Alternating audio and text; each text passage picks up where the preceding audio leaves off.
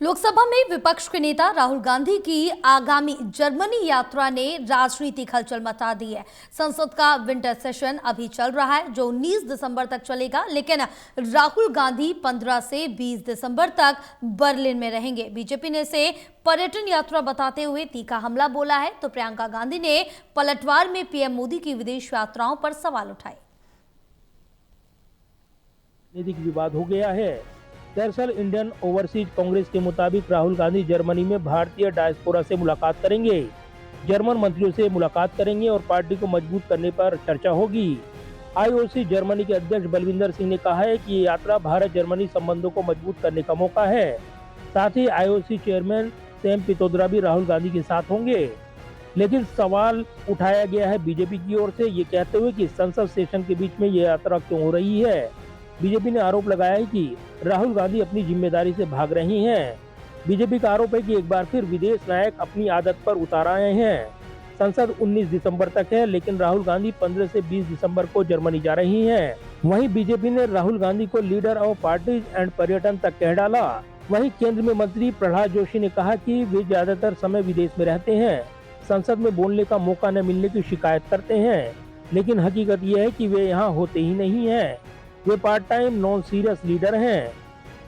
बाद में बोलते हैं हमको बात करने के लिए हमको मौका नहीं मिलता है, रहते इधर नहीं हैं।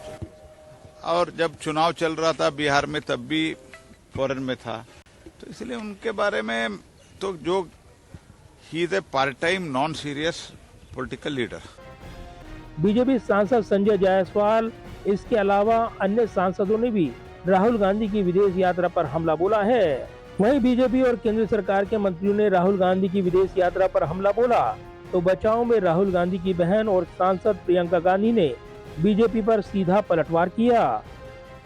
उनके दौरों के बारे में मैं क्या कह सकती हूँ, लेकिन ये सबके लिए बहुत ही प्रत्यक्ष है कि क्यों उनकी जो पार्टी है वो सिंगल डिजिट पे आ गई है। और खैर इस तरह के किरदार पे, इस तरह के चरित्र पे मैं कोई टिप्पणी नहीं करना चाहती। प्रियंका गांधी ने आरोप लगाया कि मोदी जी अपने आधे काम के समय विदेश में बिताते हैं और फिर विपक्ष के नेता की यात्रा पर सवाल क्यों उठ रहा है। सामान्य लोग काम के बीच छुट्टियां लेते हैं, लेकिन वो तो ड्यूटी का हिस्सा है। बीजेपी का ये डबल स्टैंडर्ड क्यों है। Modi ji spends almost half his working time outside the country. Why are they raising questions on the leader of the opposition traveling? वहीं लोकसभा में कांग्रेस के डिप्टी लीडर गौरव गोगोई ने भी इस मुद्दे पर हो रहे राजनीतिक विवाद पर पलटवार किया।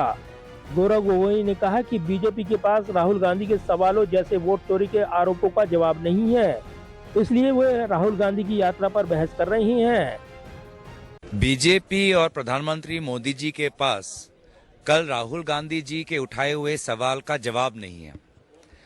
सदन के अंदर नेता विपक्ष ने बहुत महत्वपूर्ण सवाल उठाए कि आज के तारीख में सीसीटीवी फुटेज डिलीट करने वाला कानून सरकार ने क्यों बदला।